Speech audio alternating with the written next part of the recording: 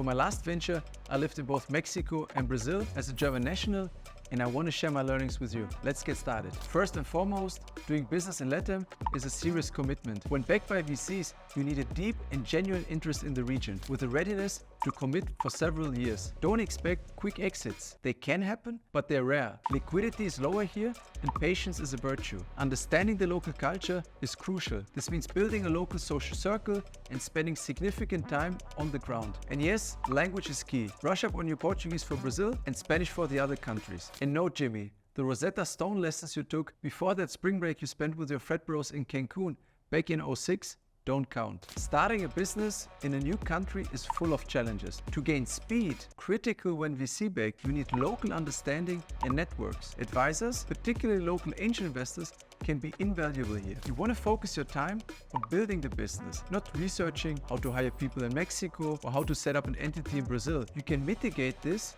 via advisors, ideally in the form of strong local angel investors and also via local co-founders. In general, leverage the groundwork others have laid to execute fast. You're not the first foreign entrepreneur in LATAM, and there's much to learn from those who've walked this path. Connect with fellow entrepreneurs, including experts who've been in your shoes. For networking, look towards the main organizations and conferences. Endeavor events and the Riverwood annual LTF conference in Miami are excellent starting points, as well as Web Summit in Rio and Brazil at Silicon Valley that are more focused on the Brazilian market. Now, let's talk about cultural nuances. Understanding local communication styles is vital. For example, directness valued in the US and Germany might come across as rude in Mexico. Be also aware of local business practices like the Christmas bonus in Mexico called aguinaldo or food vouchers in Brazil called vale refeição. These are all seemingly small elements, but as a foreigner doing business there, you need to know them. Otherwise, you'll pay for it sooner or later. The devil is in the detail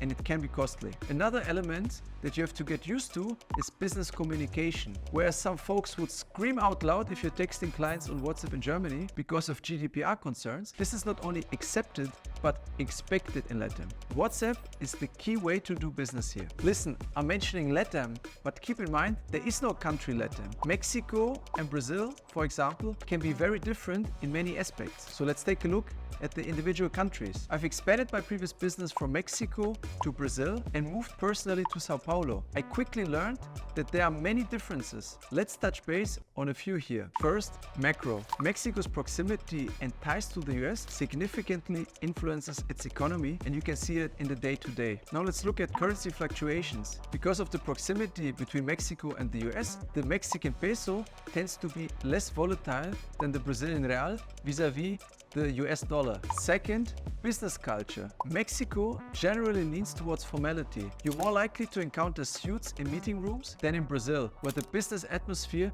is often more relaxed and open to more casual interactions. Third, startup ecosystem. Here, Brazil is oftentimes ahead of Mexico, especially in sectors like fintech, where Brazil is actually recognized as a global frontrunner. On the flip side, there are challenges that are particular to Brazil's business landscape. You will quickly encounter its complex tax and labor laws. They can be overwhelming, so if you're setting up shop here, local guidance is crucial. Despite differences, some similarities hold. As a foreigner, especially if you make an effort to embrace the local culture, you find a welcoming environment. The people are friendly, but it's also important to acknowledge the challenges, such as higher crime rates compared to places like Germany or the US. Be prepared for this reality, but don't be scared. They are both beautiful countries with lots to offer culturally and a prosperous future ahead of them. So there you have it, folks. Doing business in LATAM offers immense opportunities but requires a dedicated approach. Embrace the culture, learn rapidly, leverage local expertise